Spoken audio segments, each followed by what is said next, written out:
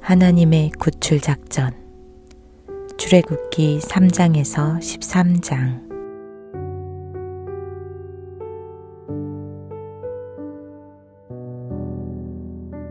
요셉과 그의 형들은 늙어서 죽었지만 그들의 자손은 계속 이집트에 살면서 아주 큰 가족이 되었어요. 얼마 후에 새로운 왕이 다스리기 시작했는데 새 왕 바로는 요셉을 기억하지 못했고 하나님의 백성을 좋아하지 않았어요. 그는 이스라엘 사람들을 자기 노예로 삼아서 때리고 자꾸만 더 힘든 일을 시켰답니다. 하나님의 백성은 하나님께 구해달라고 부르짖었어요. 하나님은 그들의 소리를 들으셨어요. 그분은 아브라함에게 하신 약속을 기억하셨어요.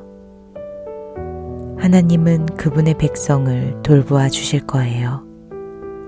길을 찾아내서 그들을 자유롭게 풀어주실 거예요.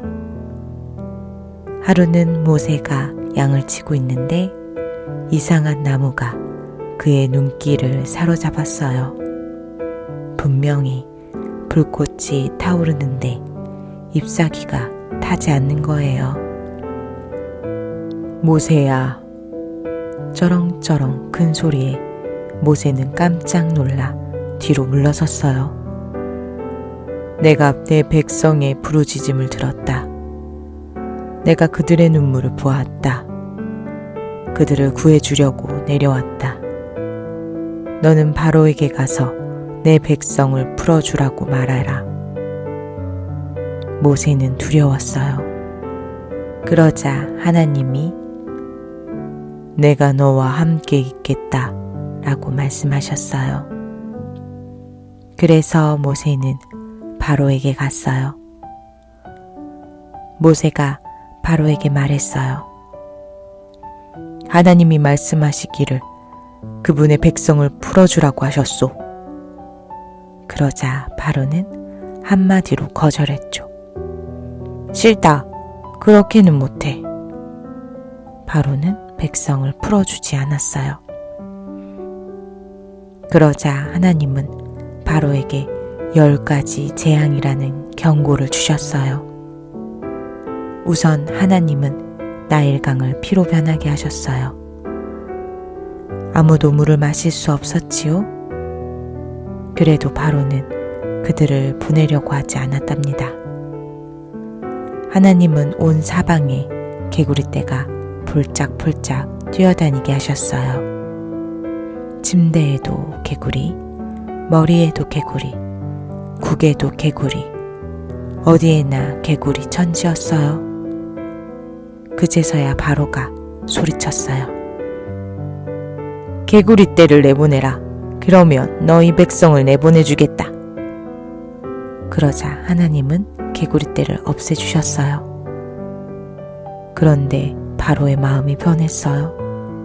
너희는 못 가. 하나님이 이번에는 수없이 많은 이를 보내셨어요. 그래도 바로는 안 돼! 라며 고집을 부렸어요. 그래서 다시 하나님은 파리떼를 보내셨죠. 눈앞에서 파리들이 윙윙거렸어요. 그 다음엔 병, 지독한 종기, 커다란 호박, 메뚜기 떼가 차례로 닥쳤어요. 한낮에 어두움도 있었지요. 어찌나 깜깜하던지 세상의 자연 만물이 다시 어둠 속으로 떨어지는 것만 같았답니다. 어려움이 닥칠 때마다 바로는 이것만 그치게 해주면 백성을 보내주겠다 라고 했어요. 하지만 정작 하나님이 멈추어 주시면 마음이 변해서 으름장을 늘어놓았죠. 사실은 안 돼. 너희는 못 가. 마침내 모세는 이렇게 경고했어요. 하나님께 순종하시오. 그렇지 않으면 그분께서 최악의 상황을 겪게 하실 것이오. 바로는 껄껄 웃어넘겼어요. 마침내 하나님이 말씀하셨답니다.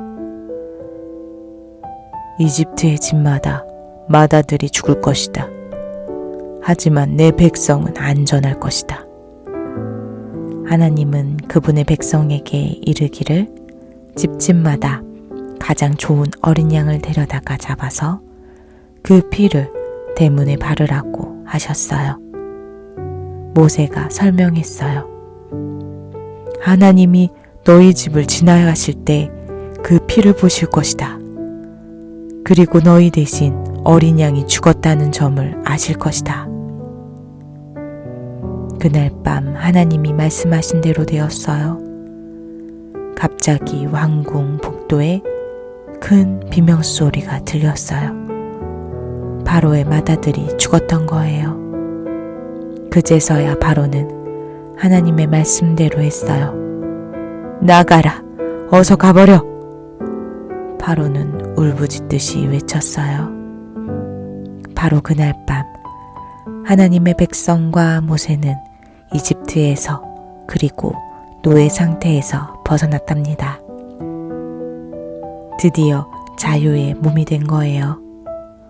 하나님의 백성은 이 큰 구원을 기억하며 그날을 유월절이라고 불렀어요. 하지만 장차 그보다 더 큰 구원이 온답니다. 오랜 세월이 지난 후에 하나님은 다시 한번 그 일을 하실 거예요. 이 땅에 직접 내려오셔서 하나님의 백성을 구해주시는 거예요. 그때는 영원한 자유를 누리게 될 테지요.